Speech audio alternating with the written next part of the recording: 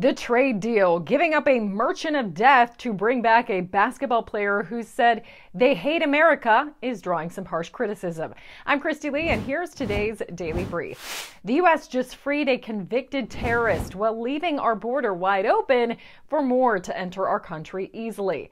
Plus, Biden's token non-binary energy official is caught again, allegedly stealing luggage. And one Arizona representative is so fed up with both parties, she's going independent. CNN's Evan Perez is reporting that top U.S. law enforcement officials see the swap of U.S. citizen Brittany Griner and Russian arms dealer Victor Bout as an especially bad deal. The concern that people, certainly I've heard since we reported in the summer that these conversations were happening, was that it does set a precedent for other Americans and puts more Americans in danger. And, look, once people thought that perhaps, Paul Whelan was going to come home along with Brittany Griner, there was perhaps a little bit more acceptance. But the idea that now it's just a one-for-one deal, it comes across very badly. Press says a lot of blood, sweat, and tears went into finally capturing Bout in 2008. Now he says the Justice Department is concerned about letting him go, and there will be less leverage to bring Marine vet Paul Whelan home. But bringing Griner home was more important to this administration because she is an important role model and inspiration to millions of Americans, particularly the LGBTQI plus Americans and women of color. President Trump weighs in, saying, "What kind of deal is it to swap Brittany Griner, a basketball player who openly hates our country, for the man known as the Merchant of Death, who is one of the biggest arms dealers anywhere in the world and responsible for tens of thousands of deaths and horrific injuries?" Bout was convicted on terrorism charges over a decade ago for attempting to sell missiles worth tens of millions of dollars to the Revolutionary Armed Forces of Colombia, specifically for the purpose of shooting down U.S. military helicopters, according to Summit News. Now, some are accusing the Biden administration of being on damage control after this video appears to have a jump cut. Rob Schmidt tweets, "You can tell Griner went in for a handshake with Victor Bout, and it was completely edited out. Watch her body language just before the edit." Meanwhile, over 700 illegal immigrants have been apprehended by Del Rio Border Patrol, according to Epoch Times.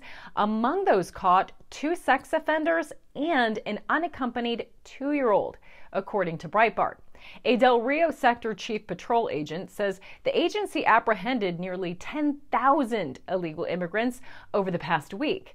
The New York Post reports Border Patrol believes the large groups are used by cartels to tie up agents and resources so the criminal organization can move drugs or other immigrants into the country.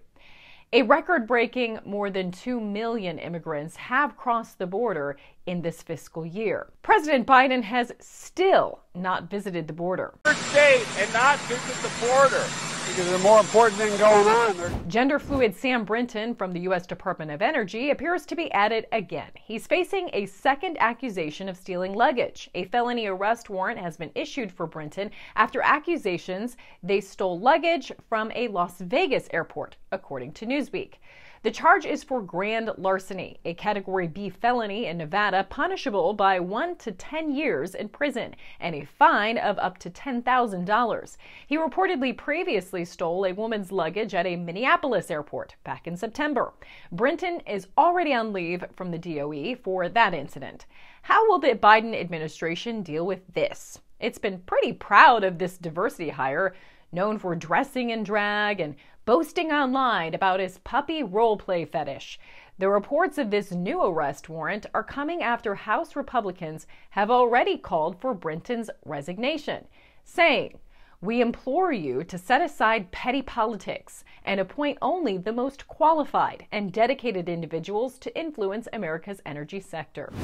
Arizona Senator Kyrsten Sinema has left the Democratic Party and is now registered as an independent, according to Fox News. She's citing increasingly partisan interests and radicalization of both political parties as the reason for becoming an independent.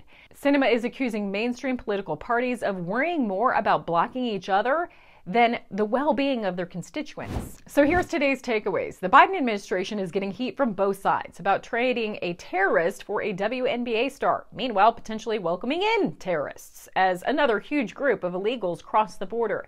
The gender-fluid DOE official, already on leave for facing a federal crime, is accused of stealing luggage again, and a cinema surprise, she's leaving the Democrats, yet says she will continue to vote along that party line.